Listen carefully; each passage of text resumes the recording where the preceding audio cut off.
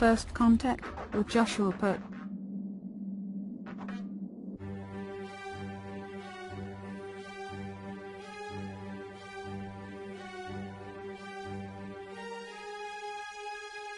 Yeah, Grady, I'm glad that you could be here again this week. Hope you had a great weekend.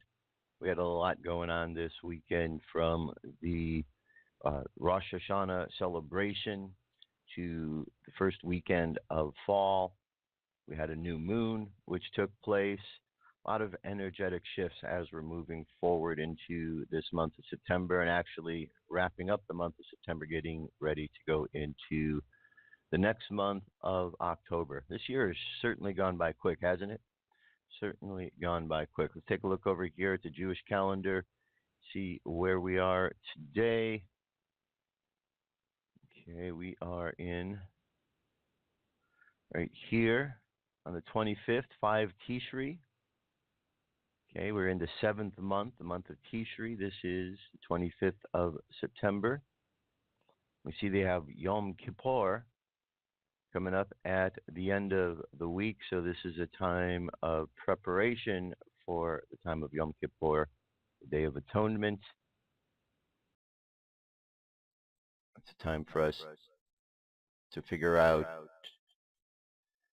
all the different ways in which we appreciate who we are and appreciate the mistakes that we made so that we can correct them and do better in the future.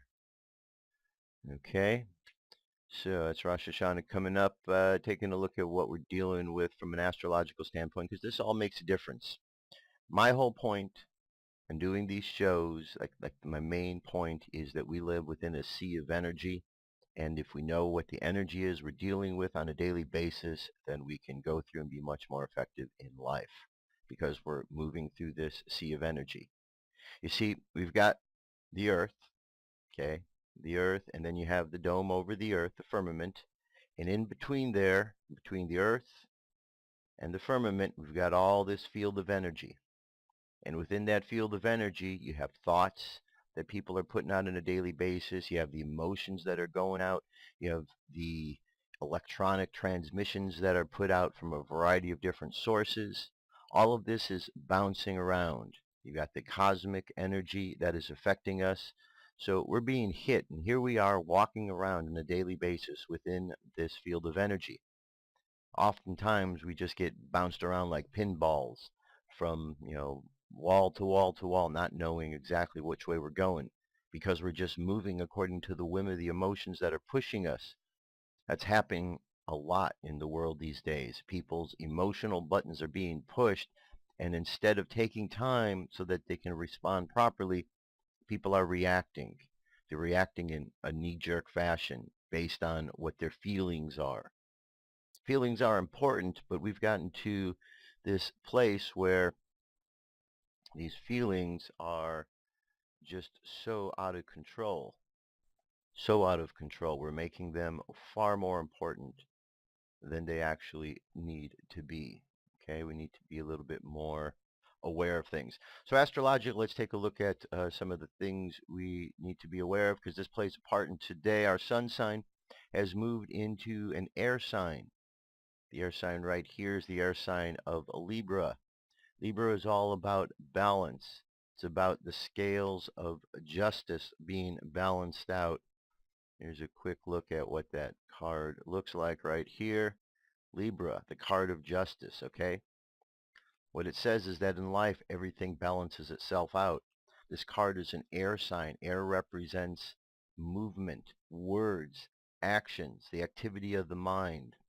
Okay, air doesn't stay still. If it does, it's only momentary, and then it continues on. So when air is around, there's movement around us of actions. But air is represented in the tarot cards by the sword of suits. And if you take the first letter, swords, if you take the first letter S away from swords, you're left with words. Okay, so you have words as the suit of swords as the suit, dealing with air. And so as we look at this and understand this idea of air and this movement, it helps us to understand that it is these words and these actions that help balance us out. We want to learn what are the activities, the words and actions we speak in order to be able to balance us out to help ourselves. But it's equally as important to know not to say the things that are going to hurt us. We do that all the time. Okay? We want to say the things to help us, but avoid saying the things that are going to hurt us. Our moon sign, and that's our conscious mind right now. So we've got the next month, we're going to be dealing with these ways in which to use and express air in the world. Okay? Ways to use and express air in the world. Now, the moon sign for today, right here, is in Sagittarius. Sagittarius is a fire sign. Okay? Sagittarius is a fire sign right here. Fire signs, fire moves. Think about when you light a flame. Fire moves, okay? It flickers. It doesn't stay still. And if it does, it's only for a slight moment. And sometimes the perception that it is staying still is more than the actual staying stillness.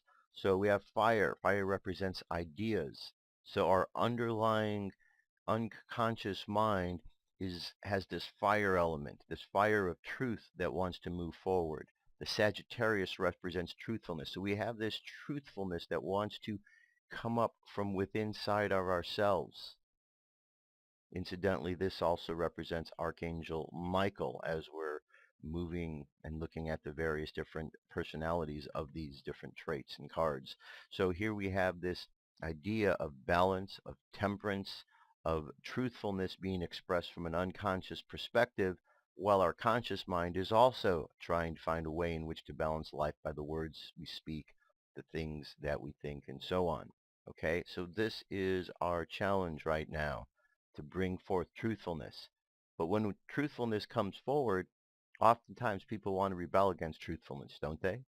They don't like truthfulness, and that's what we're seeing right now. We're seeing a battle of truth versus those who don't like the truth. It's very evident to see what's going on. All we have to do is pay attention. So this last weekend in the NFL was a very interesting period of time. This is where we're going to turn the subject matter, because this is an issue that is affecting all of us.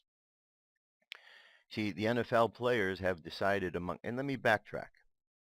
Black Lives Matters activists within the NFL have decided that they were going to stage a protest last year.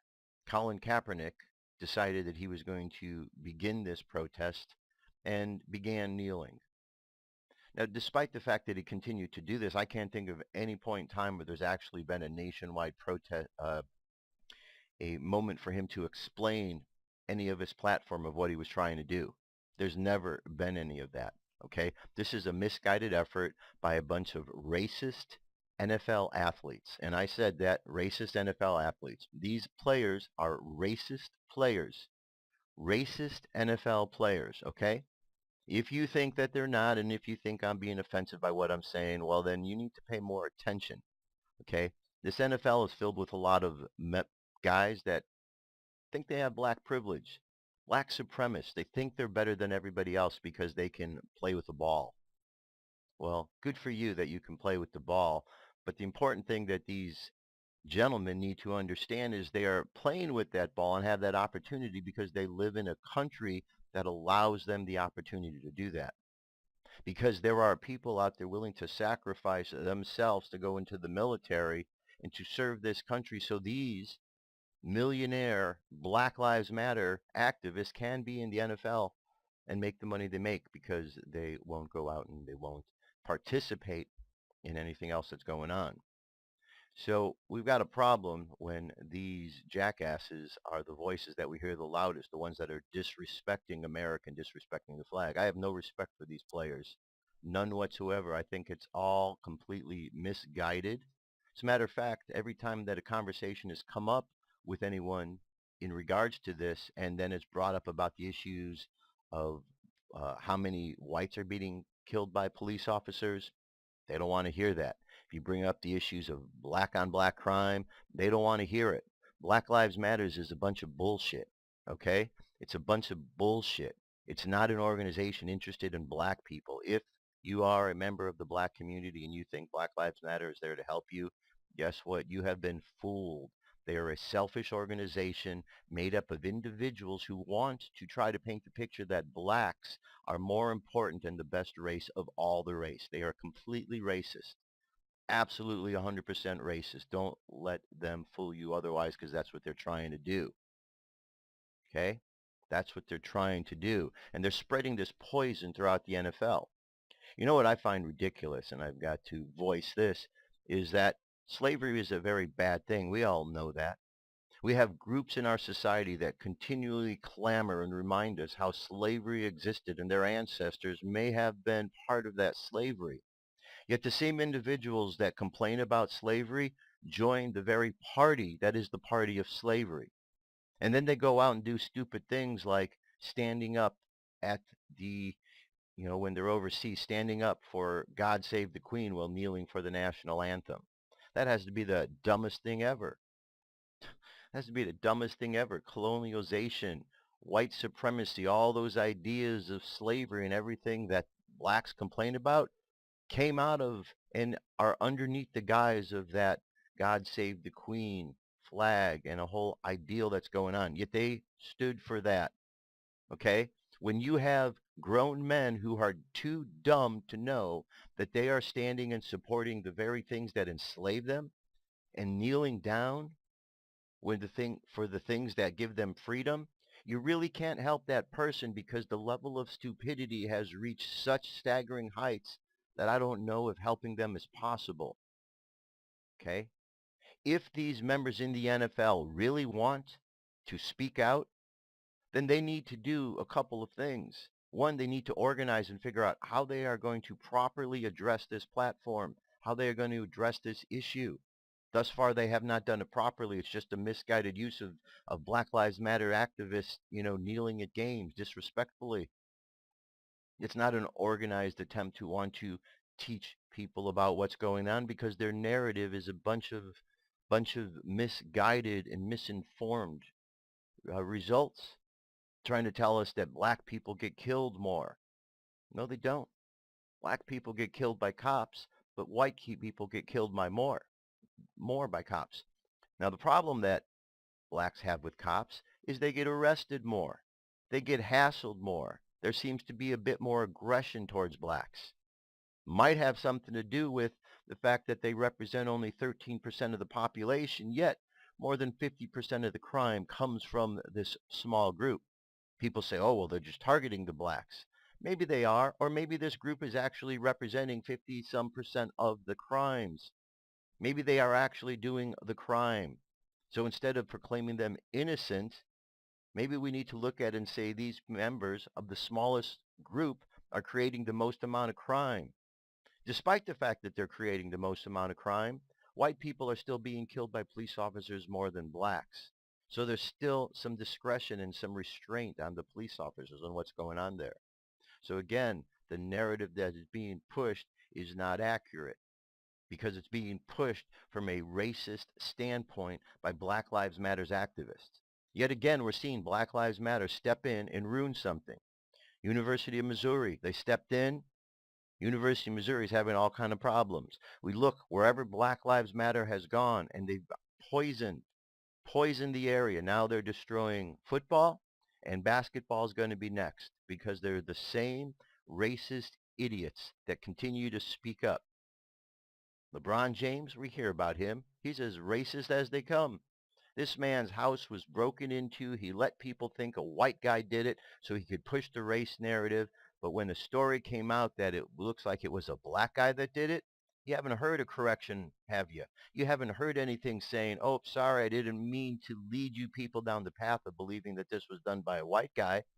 No, because he's all okay with pushing a racist narrative, because that is what LeBron James is good at. I think after this last weekend, it's LeBum James now, after his stupid comments that he made towards the president. But yes, there are idiots that are out there. There are complete idiots in the NFL. But you know what? There's also some really good, courageous individuals. One of them plays for the Pittsburgh Steelers. Now, over the course of the weekend, you may have heard that the Pittsburgh Steelers decided to stay in the locker room, to stay in their safe space during the course of the national anthem. They didn't even want to take a stand one way or another They were such cowards that they stayed in the locker room. I think there's going to be an order of pink hats that are going to be heading to the Pittsburgh Steelers, or actually, I think it's the Pittsburgh Kneelers now. They stayed in the locker room.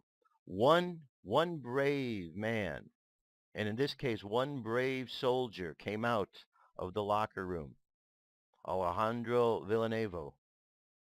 And because of that, his Skyrocket sales right here, says they're skyrocketing. Here's President Trump's remarks regarding the NFL and players kneeling during the national anthem have garnered both praise and outrage. America's football fans wonder how the NFL players might respond, and many, unsurprisingly, decided to take the knee this past weekend. However, one player could not join his teammates in the protest, and that was Alejandro Villanueva of the Pittsburgh Steelers. He chose to honor his flag during the opening of the game. He was the lone Steeler on the field, hand over heart as the anthem played. He's a former Army Ranger who served 3 tours in Afghanistan and was awarded the Bronze Star Medal for Valor. Now, that's awesome. So props out to you, Alejandro. And I know he's getting his props today, but there's also stories going around that his coach didn't want him to go out and do this. His coach didn't want him to go do this. Well, the reason this guy is a Bronze Star Award winner for Valor is because this is the kind of guy who would go and do this. This is his character. He doesn't have the character of a coward like Mike Tomlin and the rest of those cowards on the Pittsburgh Steelers. This guy had courage that went out there. And shame on those other players that didn't stand by their teammate, who certainly went out there and made sure he stood by them and for them on the battlefield. Shame on them for being such cowards. But the NFL is showing their true colors, the National Felon League. And as a matter of fact, I think we need to remove the word national from the NFL, because a team that cannot be, or a league that cannot be bothered to want to use and sing the national anthem because it's too oppressive for them. Well, if a team can't be involved with the national anthem, then they can't be called the National League. It's that plain and simple. Here's a quote from Greg Gutfeld summing up. I would like to take this moment to salute all the players who stood for God Save the Queen. The British Empire were amazing people. Again, somebody needs to inform the idiots on the Jaguars and the Ravens that they stood for the flag that represented colonialism and oppression, particularly amongst black people. They stood for that flag. Okay, you can't say the NFL player is a brain surgeon, because that certainly is the case. These idiots, these Black Lives Matter idiots who are protesting against slavery and mistreatment of blacks, stood up for a flag that oppresses and has oppressed their race of people for many, many times. Yet they knelt down for the flag that brought them freedom. That's how confused these people are. That's how confused the world is right now. And as long as there's this confusion, bad decisions get made. Now, I pulled up just a site here just so you can go see some of these definitions. This is about psychology. Psychology is the study of behavior of the mind, embracing all aspects of human experience. It's an academic discipline and applied science which seeks to understand individuals and groups by establishing general principles and researching specific cases. If we go over to the next one here, sociology is the study of social behavior on society, including origins, development, organizations, networks, and institutions. It is a social science that uses various methods of empirical investigations and critical analysis to develop a body of knowledge about social order, disorder, and change. Okay, so I bring these up because I want to address these issues, psychology and sociology. Because as we are living and moving within this field of energy, we are all subject to the psychology, the individual way in which we are receiving and interpreting this data and behaving. We're all subject to that, and then we go and we interact with others, and our individual psychology now becomes associated with a group sociologically. And we have a lot of different social programs, some in the public where you physically go to, some online where you go to. So we have the way which people behave by themselves and the way in which people behave when they're in groups. And we know that there are two different ways in which this occurs. When a person is in a group, they can get stimulated by that group to make decisions and do things differently than if they were by themselves. Right now, what is going on is there is a tremendous push to push the buttons of people sociologically so that they start acting and infecting others. So you can have a whole crowd of people, and you don't have to have everybody in that crowd that is pushing some agenda in order to push the agenda. All you need is a handful, maybe 4 or 5 people within that crowd dispersed throughout. And each one of them starts yelling or making some noise and attracting the attention of those around them. Pretty soon, those 4 people have encouraged enough people that a whole crowd can be cheering and chanting and moving according to a person's agenda. That's what's going on in the world, okay? Agendas are being pushed every single day. The media is pushing their agendas every single day. People are being affected both individually on a psychological level and in group psychology and sociological levels. But people are being manipulated more than anything else in a sociological place. And the reason they're doing it is because people are allowing themselves to be manipulated. People are giving up their own set of convictions. Well, that's changing. You see, President Trump is wanting to still instill back into this country a sense of patriotism, something that we have lost over the last 8 years. Longer than that, I'd say, but certainly during the time of President Obama, patriotism has really declined quite a bit because President Obama is not an American citizen that loves America. President Obama's mission was to fundamentally change and destroy our country. As we look and we see the various different things that he did along his time, it's very evident to see that America is so close to have completely gone over the edge. If Hillary Clinton would have been in, we'd have been done. Done. Because look at what President Trump is correcting. Look at the ways in which we were really being railroaded as a country. Look at the way in which all of these refugees or invaders were coming into America and we're going to continue to pour into America.